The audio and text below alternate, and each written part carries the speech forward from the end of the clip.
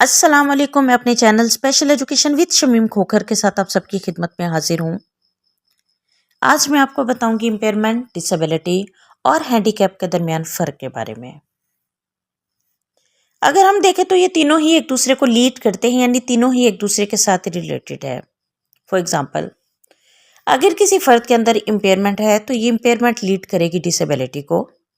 अगर डिसेबिलिटी है तो ये डिसेबिलिटी लीड करेगी उस फर्द के हैंडीकैप होने को। सबसे पहले हम बात करेंगे इम्पेयरमेंट की। इम्पेयरमेंट किसी भी फर्द की बॉडी में उसके साइकोलॉजिकल, फिजियोलॉजिकल या एनाटॉमिकल स्ट्रक्चर के अंदर या उसके फंक्शन के अंदर कोई लॉस या फिर एबनॉर्मेलिटी का पाया जाना है।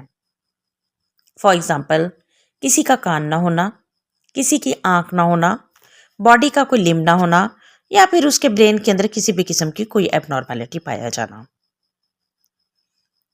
दूसरी तरफ अगर हम बात करें डिसेबिलिटी की, तो डिसेबिलिटी आती है इम्पेयरमेंट के नतीजे में। डिसेबिलिटी एक ऐसी कंडीशन है जो किसी भी फर्द को, नॉर्मल फर्द के लिए जो किसी काम को करने की रेंज मुकर्रर है, उस रेंज में रहते हुए उस काम को करने में डिसेबिलिटी उसको रिस्ट्रिक्ट करती है।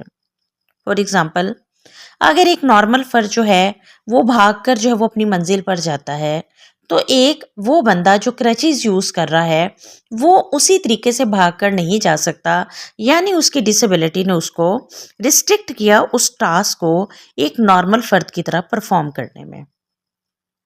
डिसेबिलिटी की अगर हम बात करें तो डिसेबिलिटी जो है ये कॉग्निटिव भी हो सकती है, डेवलपमेंटल भी हो सकती है, इंटेलेक्चुअल भी हो सकती है, मेंटल भी हो सकती है, फिजिकल भी हो सकती है, सेंसरी भी हो सकती है और या फिर combination of these multiple factors भी हो सकती है।